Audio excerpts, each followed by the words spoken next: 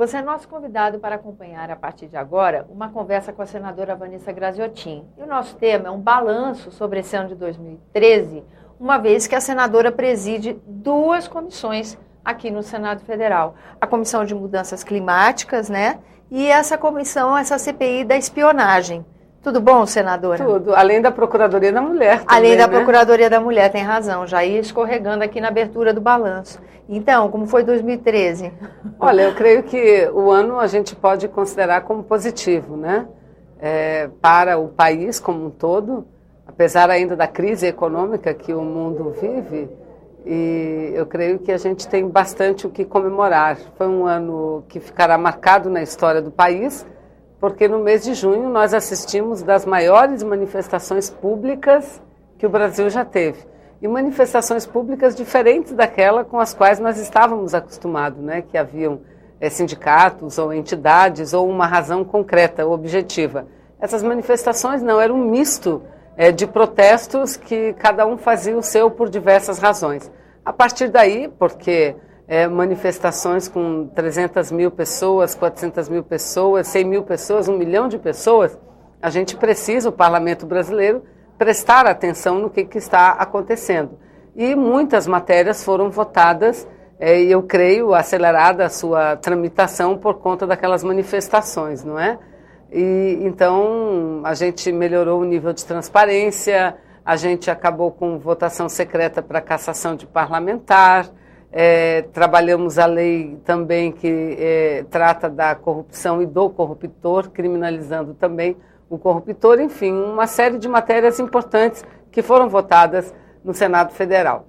E no âmbito das comissões, a Comissão Mista de Mudanças Climáticas, que eu sempre gosto de repetir, é a segunda comissão do Congresso Nacional. O Congresso Nacional tem uma comissão em funcionamento, que é a de orçamento, e a outra é a Comissão Mista de Mudanças Climáticas. E essa comissão fez um belo trabalho, no meu entendimento, esse ano. E o relatório nós já aprovamos, o relatório do relator deputado José Sarney Filho, Zequinha Sarney, um relatório que não apenas transcreve todas as audiências públicas que nós tivemos, mas o estágio em que o Brasil está em relação às mudanças climáticas. E nós chegamos à conclusão que, principalmente comparando a política brasileira em relação à política, à prática de outros países do mundo, nós estamos bem avançados. Nós temos uma lei que trata de mudanças climáticas, temos uma lei que trata do plano de mudanças climáticas e, no que pese que no âmbito internacional nós não temos uma meta vinculante, ou seja, até por conta do protocolo de Kyoto, que colocou metas vinculantes, ou seja, obrigatórias apenas para países desenvolvidos, enquanto que os países em processo de desenvolvimento, eles não tinham nenhum vínculo formal. Apesar disso, o Brasil, nós decidimos estabelecer uma meta em lei, e que é uma das metas mais ousadas do planeta, diminuir em torno de 39% das emissões até o ano de 2020, tendo como base o ano de 1995. E, de fato, todos os indicadores que nós analisamos, o Brasil vem conseguindo cumprir essa meta. Não quero aqui dizer que está tudo perfeito, mas nós estamos num caminho bom. Mas há um movimento positivo. Num caminho bom. E fizemos... Num tema onde há muita resistência por parte de outros países. Exatamente. Desculpa interromper a senhora, mas é isso. Um tema muito difícil, mesmo porque em torno dele e antes dele vem os interesses econômicos. Os interesses econômicos vêm em primeiro lugar. Né? Exato. E aí, de consumo. Exato. Aí há uma outra questão que nós decidimos trabalhar muito forte e realizamos um belo seminário sobre isso, que foi um seminário que tratou sobre a legislação brasileira de mudanças climáticas, a necessidade da sua harmonização. Porque na área ambiental, os entes federativos eles podem legislar de forma concorrente. Né? Entretanto, nós temos leis para cada estado que diferem, leis de mudanças climáticas, e a gente tem que buscar uma harmonização dessa legislação. Então, demos essa contribuição, fizemos esse seminário, avaliamos também a posição brasileira diante a COP19, que é a Conferência das Partes de Mudanças Climáticas, que foi realizada em Varsóvia, no mês de novembro. Estivemos em Varsóvia, uma boa representação de senadores e de deputados e deputadas federais, e em seguida realizamos um seminário internacional, já avaliando aqui no Senado juntamente com o STJ, o Superior Tribunal de Justiça do Brasil, avaliando os resultados de Varsóvia.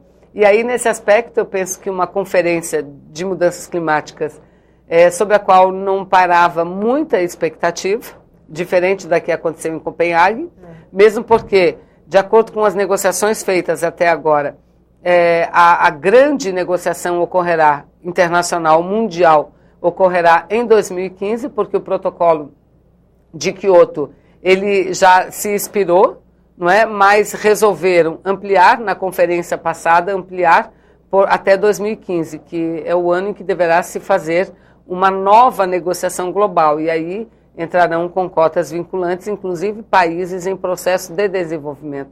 Então, a COP de 2015, que será a COP 21, em Paris, que trará a grande negociação. Entretanto, para que lá não tenha um fracasso, nós precisamos negociar desde já. A construção começa agora. Já começou, e aí houve um avanço que eu considero, porque fez-se, enfim, o acordo do REDD. O que é o REDD? É a redução de emissões por desmatamento e degradação florestal. Ou seja, muda-se um paradigma importante internacionalmente, porque os recursos internacionais eram dirigidos para a recuperação de áreas degradadas. Agora não.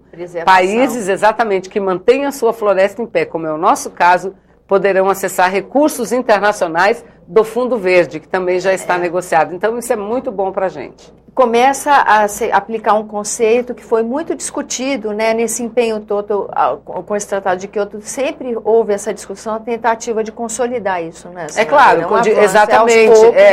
Tem polêmicas fortes, né, na conferência. Então, esse foi um passo importante. Muitas delegações, muitos países queriam dar prioridade à política de crédito de carbono, ou seja, a política da compensação, que o Brasil não é adepto dela, ou seja, a pessoa pode continuar poluindo, mas ela paga por isso. Paga como? Ela compra créditos de outros países que estão preservando as suas florestas. Aí não dá. Aí não deixa de poluir. Isso é um equívoco, não é? Então você tem que premiar quem deixa de poluir. Começa a mudança de um paradigma. Exatamente. E a próxima COP vai ser, a próxima conferência, ano que vem, de 2014, será em Lima, no Peru. O governo brasileiro está entendendo essa conferência como se fosse a sua própria conferência, porque é um país vizinho, é um país que pertence ao bioma amazônida, e aí nós já estamos programando, eu já estou aqui pensando em fazer grandes atividades com os países amazônicos ano que vem, porque será lá e será muito importante, que será na maior biodiversidade do planeta, não é? Então eu avalio que o nosso trabalho foi extremamente produtivo e vitorioso. Senadora, queria ainda aproveitar o fim da nossa entrevista para falar sobre essa carta aberta do Snowden, que tanto tem a ver com o trabalho da CPI da espionagem, né? Nós vimos publicado no jornal Folha de São Paulo, nesse mês de dezembro, uma carta desse que denunciou essa espionagem, esse controle social, entre outras coisas, social que é feito pelo uso das mídias digitais. Não só as mídias digitais, mas hoje a espionagem ela está em tudo, nas telecomunicações, nas mídias digitais, em todos os lugares. Aliás, é algo que eu estou ficando assim, cada vez mais horrorizada, né? Horrorizada, e a gente vai tendo muito maior clareza, porque está trabalhando o assunto da importância que isso tem hoje na organização, na ordem mundial, porque até então a gente dizia que um país ele é forte, ele tem o poder de domínio sobre os outros conforme a sua força econômica e bélica, não é verdade? Hoje em dia a gente pode acrescentar um terceiro item que eu considero que supera esses dois, que é a potência tecnológica. Tecnológica porque a tecnologia hoje ela interfere diretamente na defesa, na força bélica e na economia também. E essa possibilidade que o ambiente digital dá de igualar os agentes. Por exemplo, você espiona uma empresa da mesma forma como você espiona um governo, uma instituição pública, como você espiona um cidadão. Não, e nós estamos percebendo... coloca todo mundo nesse freio. Isso traz um perigo para essa nova ordem mundial. Com porque certeza. Além de você desrespeitar o princípio do direito à privacidade das pessoas, você veja, a própria presidenta foi espionada. Então ela foi agredida como cidadã e como autoridade máxima do Brasil, que não é um país, não é qualquer outro, não é? Enfim, foi grave o que aconteceu, Angela Merkel, idem. Mas além disso, o que a gente tem? essa tecnologia hoje, essa nova tecnologia e esse poder de interceptação, de invasão, esse poder, ele pode ocasionar guerras, porque hoje em dia, absolutamente tudo aqui nós estamos na televisão, as pessoas estão nos assistindo, aqui nós estamos usando equipamentos inteligentes, não é? Qual é o automóvel que não tem hoje um equipamento inteligente, que se conecta a outro, e tudo mais? Qual é a aeronave? Qual é o governo que não precisa disso, de ter uma rede pela qual transita todas as suas informações? Qual é o foguete que vai à Lua que não esteja ligado a um dispositivo? Com certeza. E tudo isso hoje, a tecnologia humana, né? permite, por exemplo, que um país explodir o outro por aí. Por exemplo, pode derrubar um avião, pode explodir uma usina, provocar um blackout elétrico. Ou seja, é gravíssimo isso que nós estamos vivendo. E essa tecnologia, essa transmissão de informações e essa espionagem, esse ato de invasão, ele ainda não tem uma regulamentação internacional. Então o Brasil tem reagido de forma correta. Nós tivemos recentemente uma conferência, uma videoconferência com parlamentares europeus do Parlamento Europeu. O Parlamento Europeu tem uma CPI tal qual nós temos uma CPI. Nós já estamos dialogando há algum tempo. Fomos convidados para ir nesse mês de final de outubro, início de dezembro, final de novembro e dezembro, para irmos até lá. Entretanto, nossas agendas não nos permitiu com que fôssemos. Estamos acertando uma ida nossa para possivelmente fevereiro, nos retornos de trabalhos. Adiamos a apresentação do relatório para o retorno, porque o trabalho, eu creio que está sendo muito positivo, porque o que nós vamos fazer? A partir desse diagnóstico da capacidade do Estado brasileiro de se autodefender, de defender a sua gente, de defender suas empresas, de fazer a contra-espionagem, né? E estudando a legislação brasileira, a gente vê que há um vácuo, porque há um desenvolvimento e que nós temos que acompanhar, seja nas políticas do Estado brasileiro ou na própria legislação. Então é isso que nós estamos fazendo. Devemos ir, aceitar esse convite e irmos agora em fevereiro de 2014, mas já fizemos essa videoconferência, tivemos esse primeiro diálogo que foi fundamental. E há muita sinergia naquilo que nós estamos fazendo aqui com o que eles estão fazendo lá. Entretanto, é o seguinte, lá, como nós estamos falando de comunidade europeia, cada país tem a sua legislação. Sim. E elas destoam entre si. Então, tem legislações que protegem mais o seu país, tem legislação que protege menos. Eles estão trabalhando na harmonização. Agora, tem alguns elementos que são idênticos a ambos os países e a comunidade europeia, que é a questão da internet, a gente ficar subjugado à legislação e à jurisdição americana para processos judiciais. Não pode, se eles atuam aqui, eles têm que vir para cá, para a justiça brasileira.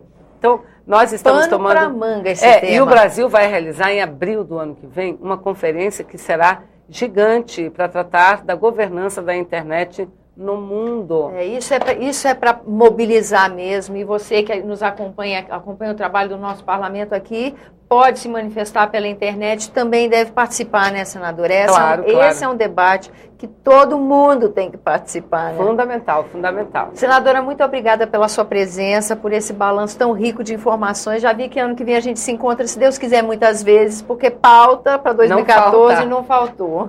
Obrigada pela sua presença. Muito obrigada. A você que nos acompanha, muito obrigada pela atenção. Esse é o programa Argumento, eu sou Tânia Horman e você pode participar do nosso trabalho. Envie sugestões ou críticas. Ligue 0800 61 2211 ou acesse www.senado.leg.br/TV. Até a próxima.